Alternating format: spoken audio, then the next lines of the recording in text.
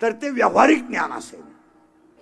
आणि व्यावहारिक ज्ञान संसाराला कारण आहे आणि आत्मज्ञान हे मोक्षाला कारण आहे. इथं घोटाळा आहे. बऱ्याच लोकांचं म्हणणं आहे की आम्ही भजन करतो. चुकीचं आहे ते.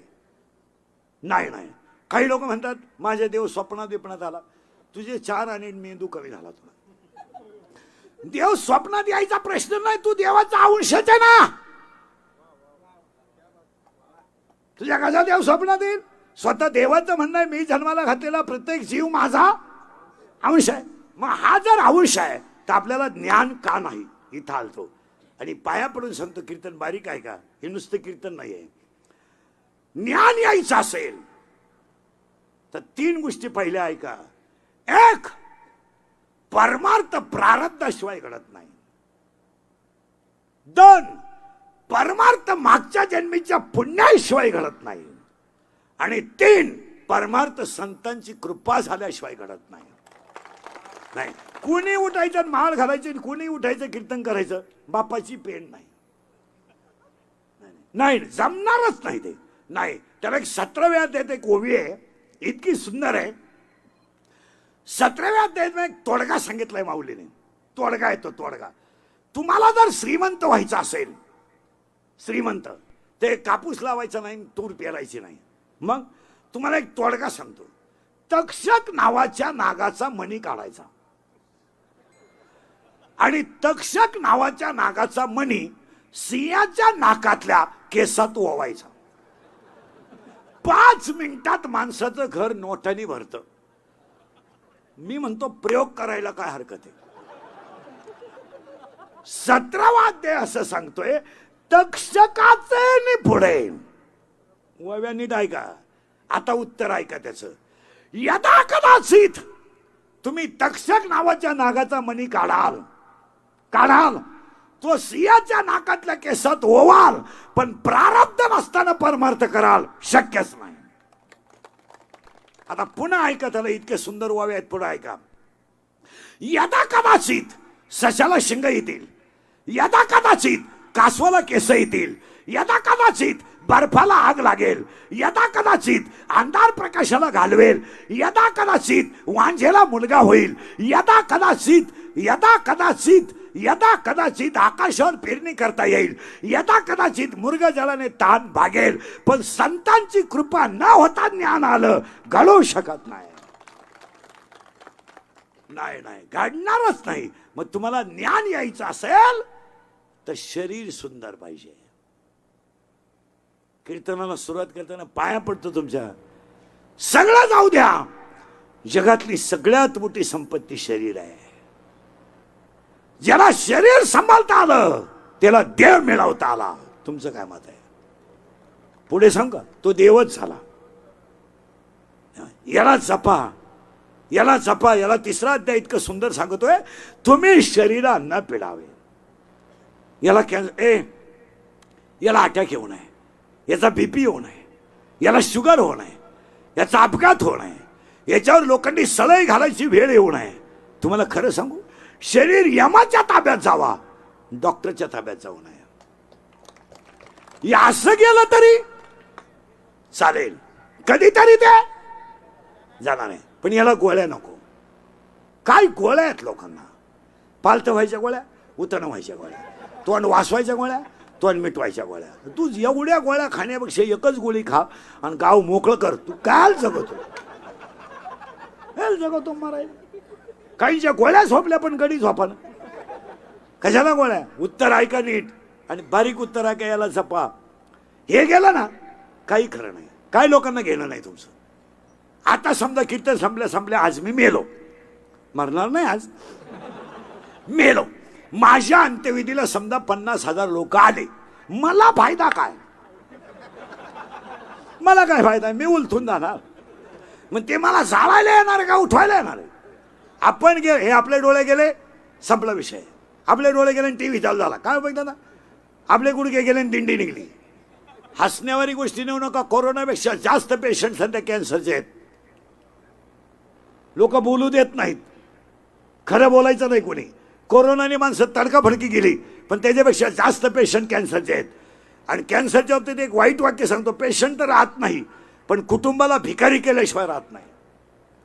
आज सर्वसामान्य गरीब माणूस स्वतःच्या बापाकरता 5 लाख रुपये उभे करू शकतो तो. बायकोच्या गळ्यातले दागिने मोडील, शेळ्या बकरं विकेल, पण बाप गेल्यावर ते 5 लाख भरून कधी निघणार आहे? समाजाच्या लाजकाचं त्याला 5 लाख रुपये घालावे लागतात, तो बाप वेगळा. आणि तो का घालतोय त्यालाही माहित आहे माझा बाप जाणार आहे, पण समाज नाव ठेवेल म्हणून भिकारी होऊन मरायचं आहे म्हणून. आणि बऱ्याच लोकांचं म्हणणं आहे, ज्या माणसाला कॅन्सर तुम्ही नीट करू नका ना, पेशंट कधीतरी एकदा जाणं, तुम्ही कर्जबाजारी का होता?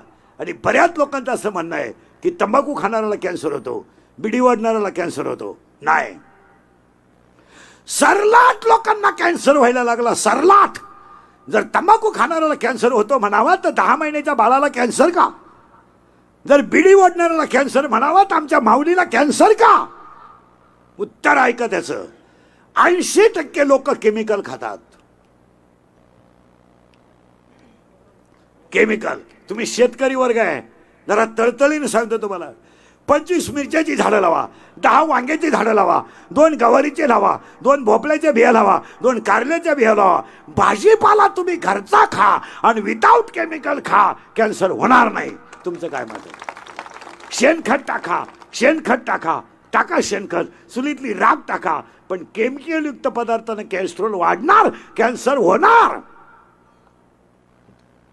हे मिळत असतं का परत? हे मरू द्या, आपल्यामुळं बंगला आहे, बंगल्यामुळं आपण नाही, आपल्यामुळं गाडी आहे, गाडीमुळं आपण नाही.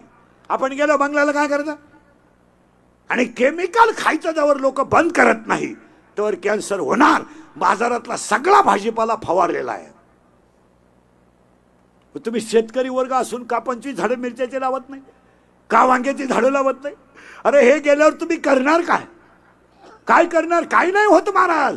8 महिने झाले अनाथाची माय सिंधुताई सपकाळ गेले लोक विसरले, 7 महिने झाले लता मंगेशकर गेले लोक विसरले, आणि कोरोनाच्या काळामधले आमच्या वारकरी संप्रदायातले चांगले चांगले रत्न गेले लोक विसरले. वक्ते बाबासारखा धर्मवीर गेला, लोक विसरली माणसं. तुम्ही याला जपत नाही. 80% लोक केमिकल मुळे, एक तर मुद्दा सांगा, लोकांना खायलाच नाही आहे. फक्त गाड्या घ्यायच्या, बंगले बांधायचे, बायका सोन्यानं वाकवायच्या, केस काळी करायची, भारी कपडे घालायचे, पाव खायचे. इतके दरिद्री लोक आहेत. बंगला कोटीचा आणि हलकट पाव खातो. पाव, बर्गर, पिझ्झा, नूडल, मॅगी. दरिद्री अवलादीची माणसं आहे. कामावरून सुटतो आणि पाणीपुरी खातो भिकारी. तो बायको कशाला केली नक्की? बंगल्यात आंघोळ करतो आणि पोहे खायला डांबरीवर येतो नालाय का? आणि 30 रुपयाची पोह्याची प्लेट खातो दरिद्री. त्याच्यात 3च शेंगदाणे. त्या 30 रुपयाच्या शेंगदाण्यावर शेंगा पोह्यांमध्ये अख्खं घर जोगेल. तुम्ही घरचं खा.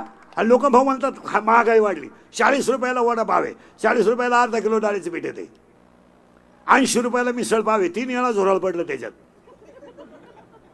तरी हा खातो नालायक. रस्त्यानं जिलेबी काढणाऱ्या माणसाचं फडकं धुतलेलं पाहिलं कधी तुम्ही? आणि हा दलिली म्हणतो अजून 2 कान पेटी 2 द्यावं काय? 735 रुपये बोकड झालाय किलो.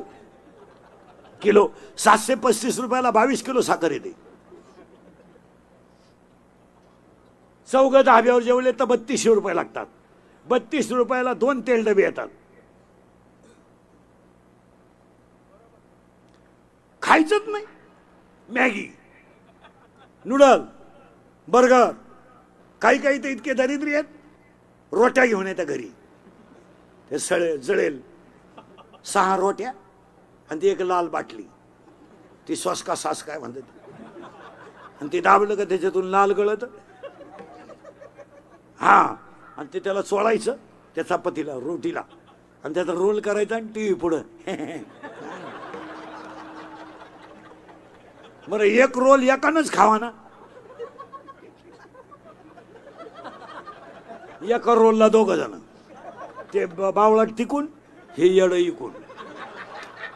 खात आले आणि त्याची जीभ बाहेर आली, शेंडाच काढून टाकलं.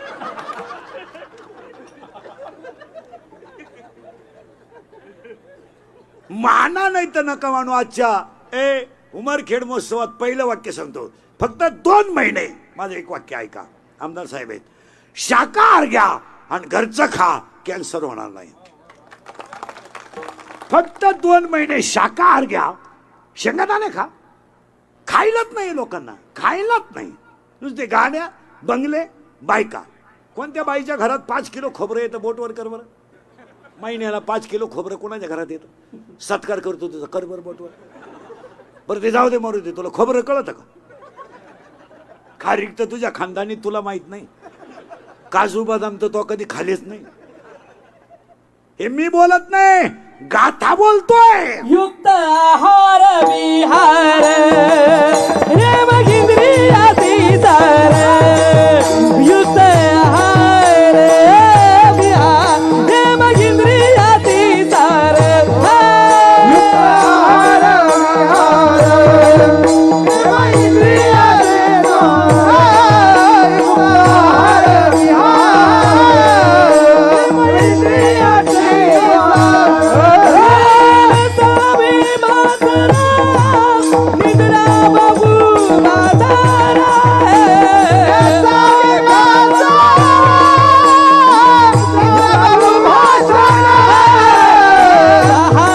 विहार रे मगिंद्रियाती सार.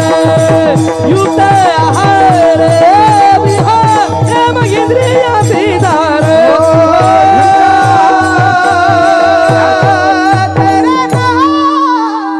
खेळच्या महोत्सवातलं पहिलं वाक्य शाका. आणि मला एकच वाक्यात उत्तर द्या तुम्ही, पटलं तर आम्हाला.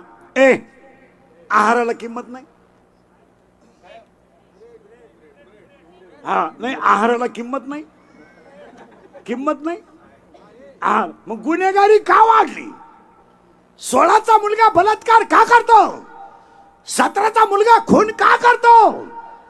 कधी कधी न्याय देवतेला सुद्धा प्रश्न पडतो की ह्या मुलाचं वय कमी आहे आणि गुन्हा जास्त आहे.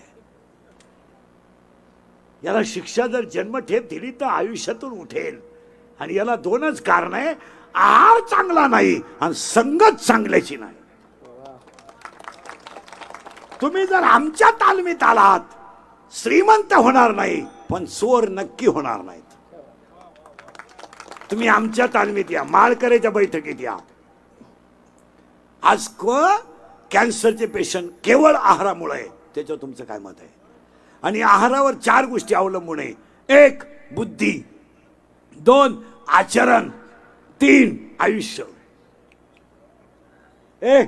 आयुष्य सुद्धा कशावर आहे? आहारावर. माळकरी सुद्धा बाहेरचं खाणं टाळीत जा. किती लोकांनी आग्रह करू द्या, मरा, खाऊ नका, खाऊ नका. आम्ही कधीच खाती नाही. खाऊ नका, लोकांच्या नाहीत लागू नका. लोक संपवणार तुम्हाला. काय खायचं आपला नियम मोडून. 1 दुसरं कारण आहे, पटकन पुढे सरकतो अभंगाकर. हा मुद्दा फायनल झाला आणि पाया पडतो, याला जपावंच लागेल. हे जपलं पाहिजे. दुसरं वाक्य, कोरोनापेक्षा जास्त पेशंट कॅन्सरचे आहेत आणि कॅन्सरपेक्षा जास्त पेशंट अपघाताचे आहेत. आणि अपघात होण्याचं एकमेव कारण दारू. 99% लोक दारू पितात सध्या. 99. फक्त आमच्यासारखे थोडे बावळट राहिले. हसण्यावारी गोष्टी लिहू नका. या 4 वर्षामध्ये अंत्यविधीला जायची लाज वाटते. लाज वाटते व अंत्यविधीला जायची लाज. बाप जिवंत आहे, मुलगा गेलाय. आई जिवंत आहे, मुलगा गेलाय. वय राहिलं नाही. 17चा पोरगा गेला, 22चा गेला, 25चा गेला. कधी कधी महिला मंडळ एखाद्या अंत्यविधीला जर तुम्ही गेलात ना, तर जर ते प्रेत आंघोळीला बाहेर काढलं ना, तर त्या प्रेताजवळ त्याची लहानारी पोरं उड्या हाणतात. उड्या. काय माहित आहे त्यांना की मला आयुष्यभर बहीण बापाचं जगायचं आहे. काय माहित आहे त्यांना की माझ्या आईला विधवापणाचा डाग लागलाय. आणि काय माहित आहे मला बाप नसल्याचा कलंक लागलाय. काय ती पोरं आईला विचारतात, आई माझ्या बाबाला लोकांनी का आंघोळ घातली ग आई, का घातली? प्रेत घेऊन रस्त्यानं जाताना ती पोरं विचारतात, माझ्या बाबाला का बांधलं, का बांधलं का आई, माझ्या बाबाला का बांधलं. आजी फक्त रडते, एवढंच उत्तर आहे. प्रेत पेटताय, सगळी लोक रडतायत आणि ती गुजीरवाणी मुलं हसतात, हो हसतात. 3 वर्षाच्या मुलाचं काय पाप आहे की त्यानं बापाच्या अंत्यविधीला जायचं आहे. काय काय पाप आहे त्या 3 वर्षाच्या मुलाचं, काय पाप. 1.5 वर्षाचं मुलगा स्तनातलं दूध पित आहे आणि आई त्याला बाजूला करून बापाच्या पिंडाला तीळ व्हायला लावते. नाही हे चित्र असं.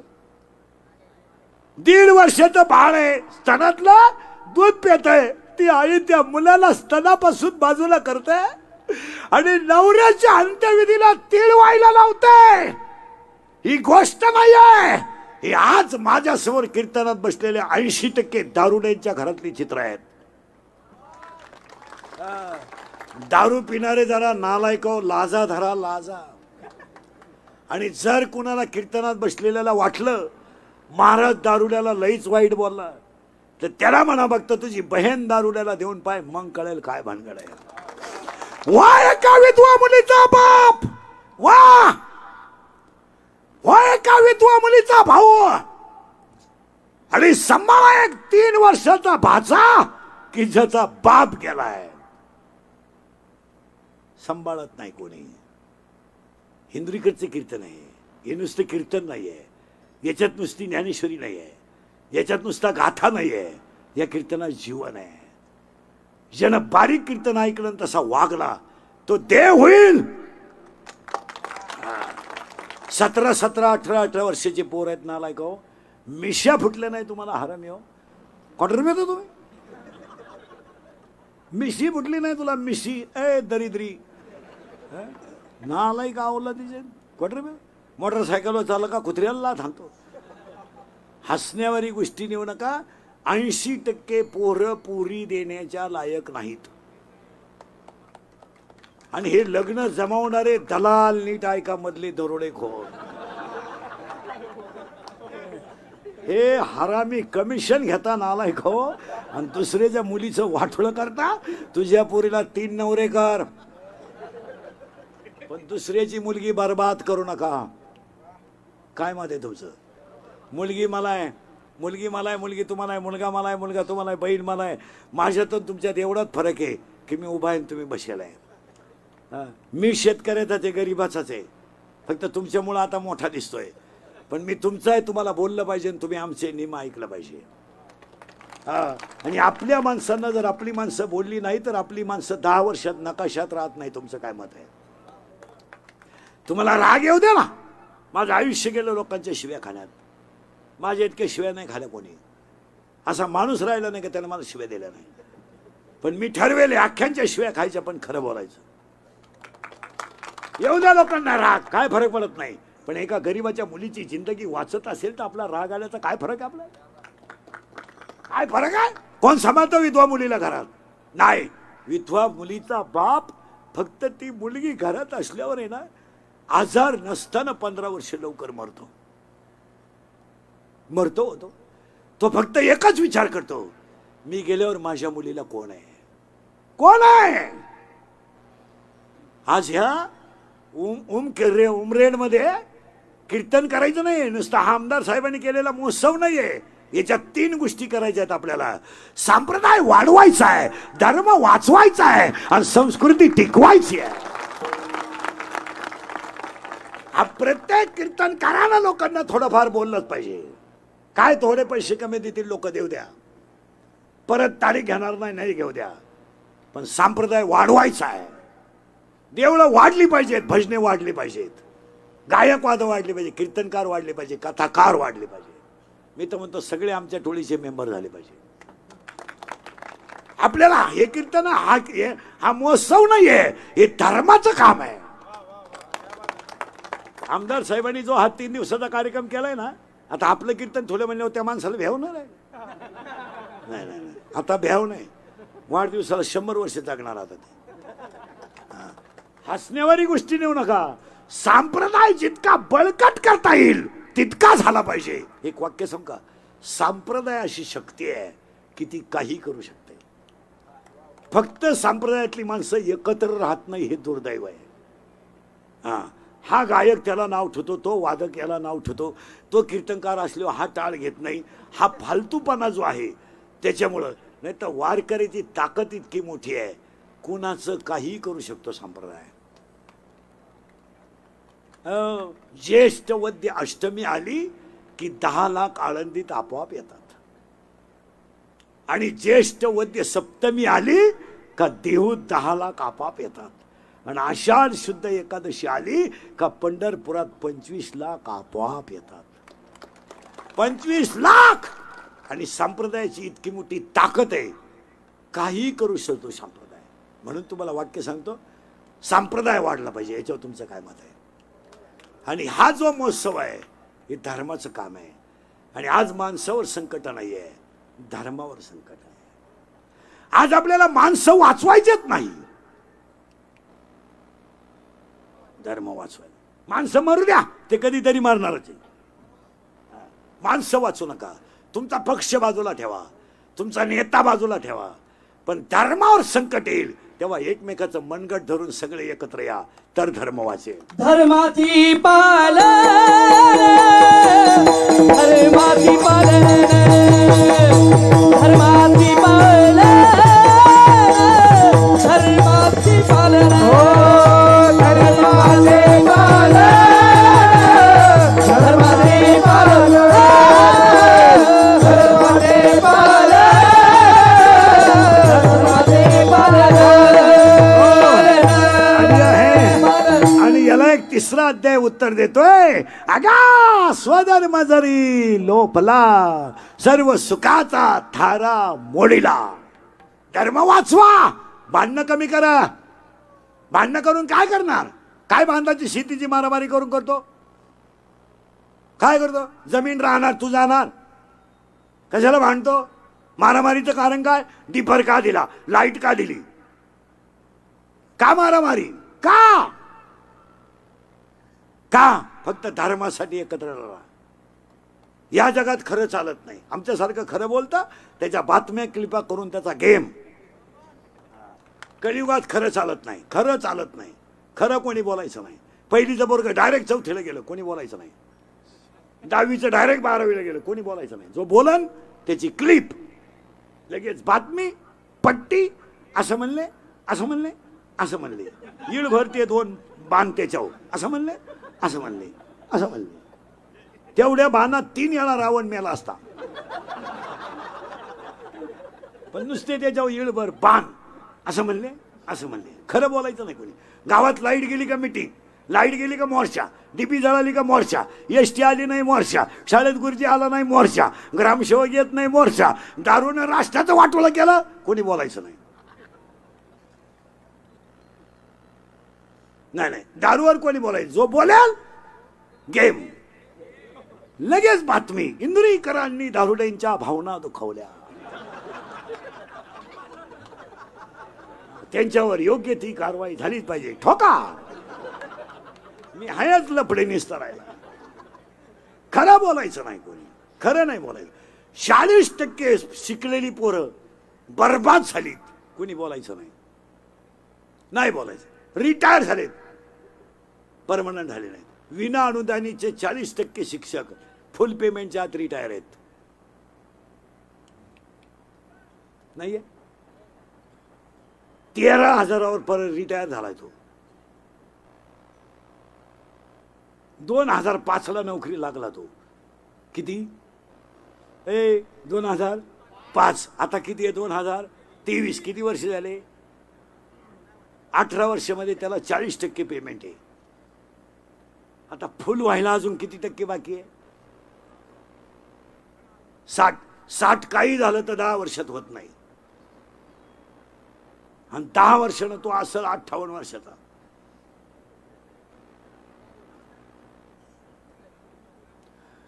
तुम्हाला सुधारायचंय का नाही? एक वाक्य सांगतो तुम्हाला. माझी एक इच्छा आहे, तुम्हाला महोत्सवात सांगतो, मी मेल्यावर तरी तुम्ही सुधरा. कारण मी हयातवर तुम्ही सुधरू शकत नाही याचा अंदाज मला आलाय. ऐ ऐ बरं ये जाऊन, बरं ये जाऊन ए. पण मी असाही मेलो तर तुमच्यात काही बदल होईल असं वाटत नाही. हाच माझा जीवन गौरव पुरस्कार.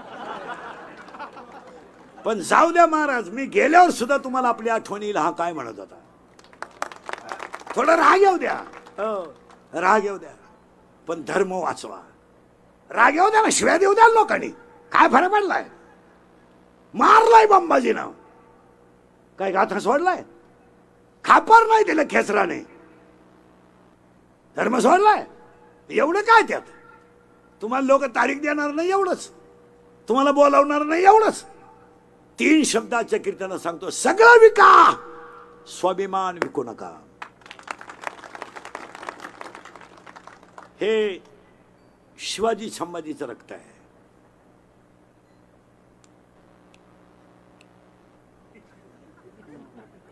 हे 96 कुळी खानदान रक्त आहे. हे वाकायचं शिकवत आहे, मोडायचं शिकत नाही. बुटाची पॉलिश करून जगा, बुट चाटून जगू नका. आपण काय भंगार भंगार आहेत काय. वाघ फाडला होता त्या रक्ताचं रक्त आहे आपलं. एकट्यानं खिंड लावून धरली तर खिंडीचं नाव बदललं. स्वाभिमान विकायचं नाही. आणि आज 80% लोकांनी स्वाभिमान विकला. लाचार लोक झाली, लाचार. कोणीतरी क्वार्टर बाजायची, मग कोणाच्या तरी लग्नात नाचायचं. इतके नालायक आहेत का आपण. बजाव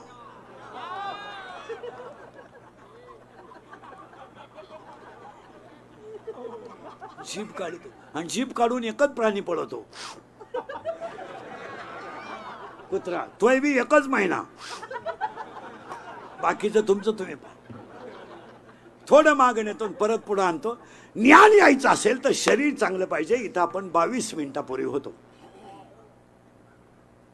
आता पार्ट बदलवतो, पुढे नेतो आता तुम्हाला.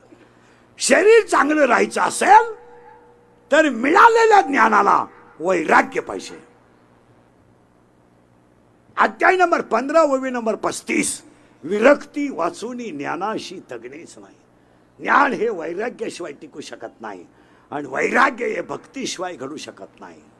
भक्ती म्हणजे माळ घालणे नाही. हे माळ घालणं, गण लावणं, कीर्तन करणं, प्रवचन करणं, बायका पोरं सोडून मोमळत हिंडणं, 1.5 तास देव सोडणं, ही भक्ती आहे. तुम्हाला कोणी सांगितलं.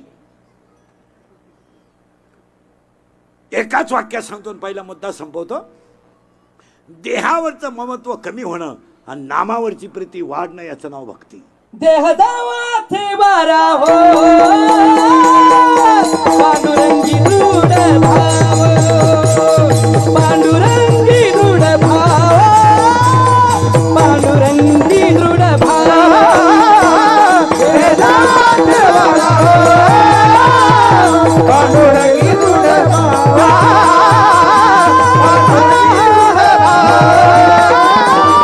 पांडुरंगी दृढ भाव.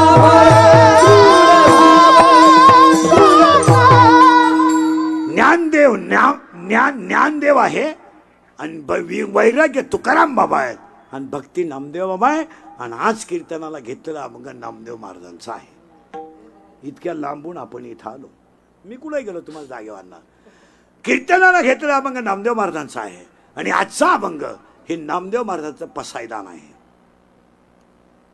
पसायदान आहे, जसं ते पसायदान आहे.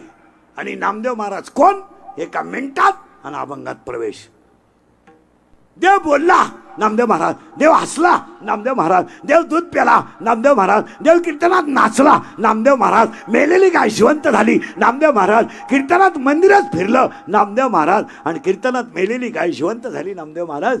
आणि दगडाला हात लावला तर परीत झाला, नामदेव महाराज. आणि संत मालिकेमध्ये सगळ्यात जास्त वयाचे संत नामदेव महाराज. देव बोलला, नामदेव महाराज. देव हसला, नामदेव महाराज. देव नाचला, नामदेव महाराज. नाचता नाचता देवाचा पितांबर काढला, नामदेव महाराज. मंदिर फिरलं, नामदेव महाराज. आणि आज कीर्तनाला घेतलेला अभंग नामदेव महाराजांचा आहे. अभंगातला पहिला मुद्दा संपला. एनी डाऊट नो पर सेकंड ई स्टार्ट. अभंगातला दुसरा मुद्दा सुरू.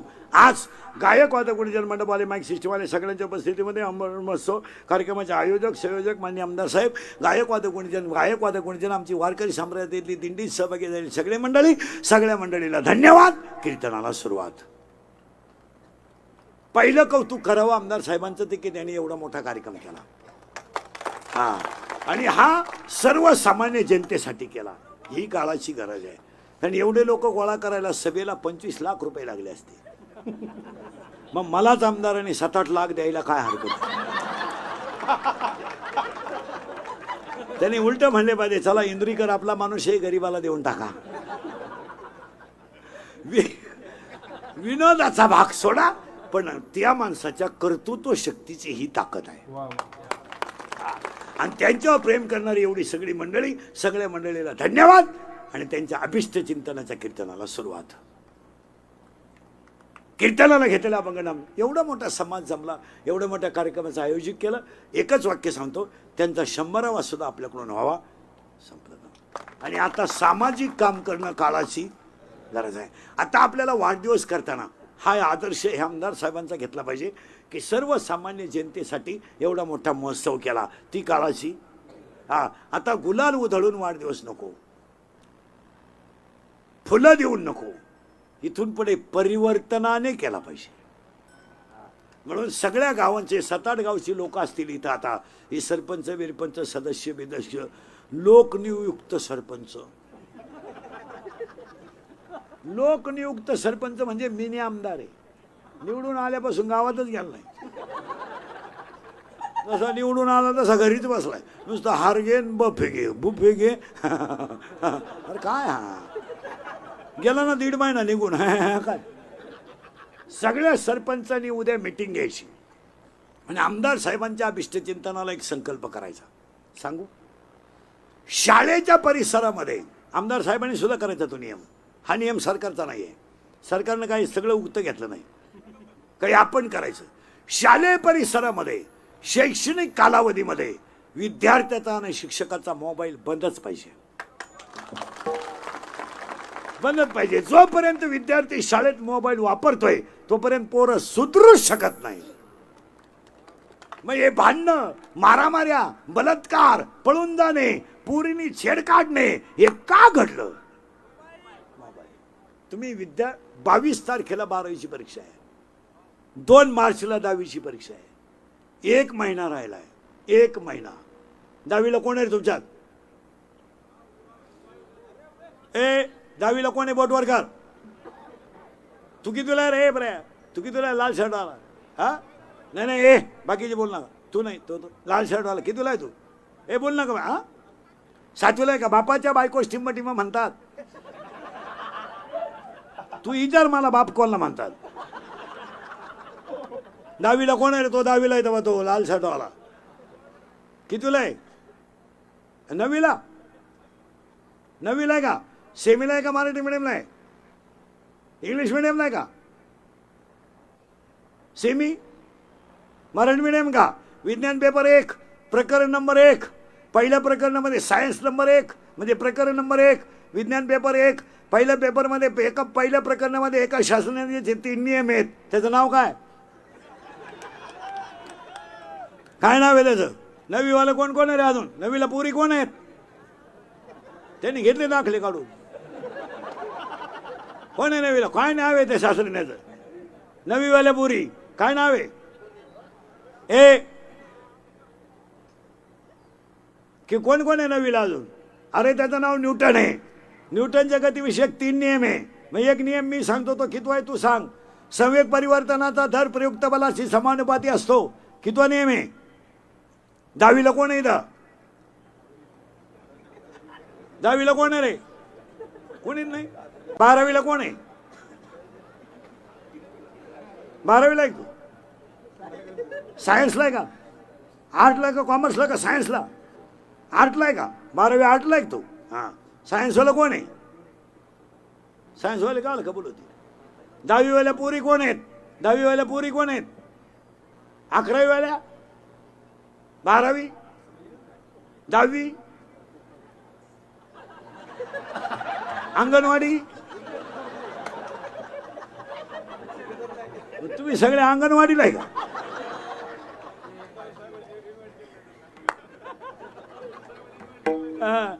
नाही हा विनोद समजू नका. तू कितीला रे हा मास्क लावलेला? हा हा तू हे खाली कर फडकर. कितीला आहे तू? हा 11वी आर्ट कॉमर्सला आहे का? तू गेल्या वर्षी 10वीला होता ना? सेमीला 10वीला सेमीला होता का मराठीला? हा मराठीला 8 मूलद्रव्य सारख्या हे बऱ्या केलं सुरू तो ए 8 मूलद्रव्य सारख्या अनुक्रमाने मांडले असता. पहिल्या मूलद्रव्याचे गुणधर्म 8व्या मूलद्रव्याच्या गुणधर्म सारखे असतात. हा 10वीला कोणाचा नियम होता?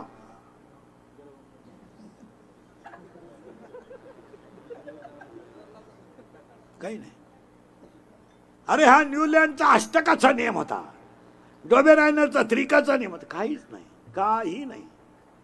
जगाच्या पाठीवर जेवढे संप्रदाय झाले असतील आपल्याला अजिबात घेणं नाही. कुणी काढले, किती दिवस टिकले, केव्हा गेले, घेणं नाही. कारण जगाच्या पाठीवर वारकरी असा संप्रदाय आहे की त्याचा पाया ज्ञान देव आहे. ज्ञान देव, देव ज्ञान, ज्ञान देव, देव ज्ञान. पुरावा 10वा अध्याय. अभ्यासाहुनी गहन ज्ञान, ज्ञानाहुनी ध्यान विशेषाची. पुन्हा 12वा अध्याय. जेत जेत दया आणि शांती वस्ती आल्या एका ठाया ते जाण धनंजया विभूती माझी. जिथं दया जिथं शांती, जिथं शांती तिथं दया, जिथं ज्ञान तिथं देव, जिथं देव तिथं ज्ञान, ज्ञान देव. पुन्हा उलट फेरा तिथं 18वा अध्याय. जिथं चंद्र आहे चंद्रिका आहे, जिथं चंद्र आहे चंद्रिका आहे, शंभू आहे, अंबिका आहे, संत आहे, विवेक आहे, दया आहे, धर्म आहे, सुमन आहे, वन आहे, भाग्य आहे, उल्हास आहे, राव आहे, कटक आहे, सज्जन आहे, स्वैरिक आहे, वनवी आहे, आग आहे, गुरु आहे, ज्ञान आहे. आणि जिथं ज्ञान आहे तिथंच आत्मदर्शन आहे. जिथं ज्ञान आहे तिथंच आत्मदर्शन आहे. म्हणून पायाच ज्ञान देव आहे. ज्ञान देव, देव ज्ञान. मग तुम्ही म्हणा आमच्याकडे शाळेतलं ज्ञान आहे ते तुमच्या सासरवाडीला लखलाव. आमच्याकडे ज्ञान कोणतं आहे त्याचं उत्तर अभंगाला सुरुवात करायची आहे. फक्त कीर्तन ऐकणाऱ्यांना सूचना. कीर्तनाला बोलावं लागतं तरच कीर्तन कळलं, नाही तर तुमचं आपलं सूत्र बसणार नाही. नाही तर मग लांब उभं राहायचं, चांगला चप्पल जोड घालायचा, फक्त बोलत जायचं कीर्तनाला. ज्ञान देव, देव ज्ञान. मग मी तुमच्या पुढे 3 प्रश्न मांडतो. आपल्याला देव पाहायचा आहे, आपल्याला देव व्हायचा आहे, की आपण देवाचा अंश आहे? उत्तर आहे आपण देवाचा अंश आहे. बोल जा. पुरावा ममाय वशे जीवलोके. बसलेली सगळी माणसं एकाच देवाची लेकरं आहेत. तो देव म्हणजे आपला बाप आहे. आणि आपला बाप कुठे आहे विचारलं तर जम्बू नावाचं द्वीप आहे, पंढरपूर नावाचं गाव आहे.